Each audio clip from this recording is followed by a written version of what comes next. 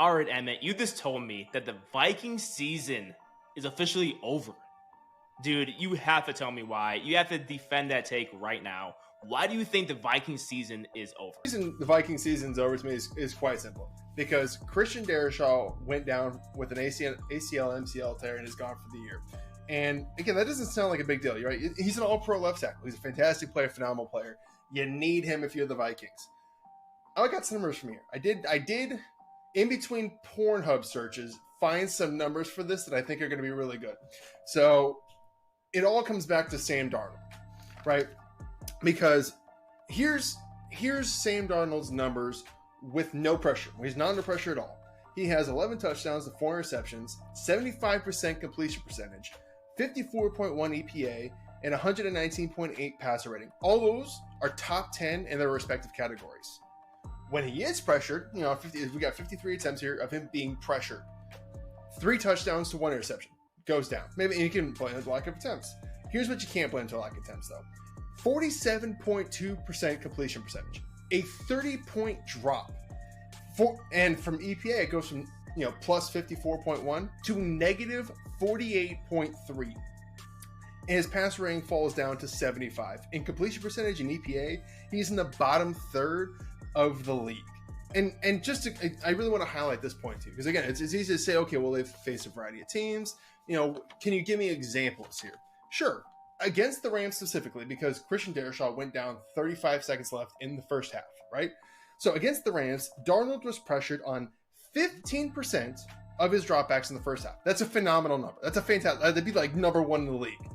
In the first half, he only pressured on 15% of his dropbacks. In the second half, after Darrisaw went down, that number over doubled to 33%. 33%. The difference being that Darrisaw was injured in the last 35 seconds of the game, right? And again, I can get the argument, dude, of, hey, all quarterbacks struggle with pressure, but for Sam Darnold, it makes him go from 50 Shades of Grey to an orgy with the fucking lights on. It's just ugly. Just fucking ugly. Anyway, back to our Vikings conversation. Yes. Okay. So, what can the Vikings do? Okay, because I don't know exactly what their depth looks like at left tackle, but everything you just said looks like the backup left tackle wasn't doing his job in the second half of the Rams game. Which again, like he's kind of throwing in there spur of the moment, so maybe that took a little bit of adjusting. Maybe whoever that is will play better next week, whatever. But besides that, okay, what do you think they can do scheme-wise, potentially, right, to help alleviate some of that pressure after they go up against, some of the best pass rushing units, even though they will beat the Bears twice, the Bears suck. What can they do to help out Sam Darnold back there? So, again, this is going to be an oversimplification because the answer is you can't replace an all-pro left tackle. No matter who, again, you're not going to be able to bring someone off the street. Your backup is never going to play that good. It's about this time, at this point, it's about trying to bandage up that loss. And what can we do to bandage that up? And it comes down to me, again, and this is just an oversimplification. It comes down to 2-parter. First, you need to be able to run the ball. You need to rely less on putting Darnold in pass-obvious situations. So staying ahead of chains with Aaron Jones is a must. Again, it can be screens. It can be just trying to pick it up with, outside the outside zone that Kevin O'Connell likes to run. But either way, you need to stay on time with those chains because the minute you fall behind, it's going to get ugly quick. But the second half of it is getting the ball out in under 2.5 seconds. And again, I got some more numbers here. So earlier I was looking up how do you get a giraffe shipped in from New Zealand? And once I was done with that search, I then looked up do monkeys have spotted clown necks? I don't know why. I thought I heard that from a friend. Maybe it was you. I think you mentioned it. I think you were talking about it. Anyway, maybe, yeah. after that search, I then looked up what his numbers were in getting the ball in under 2.5 seconds. 3 touchdowns, no interceptions, 82.1% completion percentage, 13.8 EPA, positive EPA, and 112.4 pass rating. So again, not as good as his numbers as when he's being kept clean, but those are solid numbers. Those are numbers that can keep you on track with an offense, that can keep you ahead of the chains, and you can win games like that. The problem is going to become if guys aren't getting open quick, defenses start coming down. How can you keep adjusting to that? Try to take advantage by playing deep every once in a while, make them, make defenses stay honest.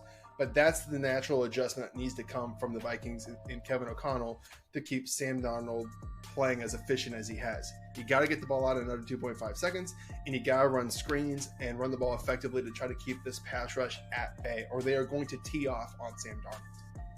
That makes sense. That makes sense. So you got to use that quick game, the run game, help keep Darnold healthy, right? And then see what happens. See what happens. Okay, cool. I have one final question for you. So looks like we all know the NFC North is tough right now. Vikings started off hot. They're 5-0. They were 5-0. They dropped the last 2 games. I'm looking at it right now. Lions are 6-1. Packers are 6-2. So the Vikings dropped to 3rd place in the North right now.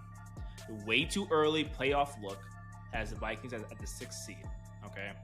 So with everything in mind, at scale 1 to 10, how confident are you that Vikings can still make a run for playoffs here and potentially make some noise, despite the North is being super tough and you have this massive, gap right now on the O-line. On a scale 1 to 10, how fair do you feel? A scale of 1 to 10, 10 being I'm super confident they can make the playoffs though, right? 10 being the top, 1 being it's over. I would say probably I'm sitting at like a 5 or a 6 right now.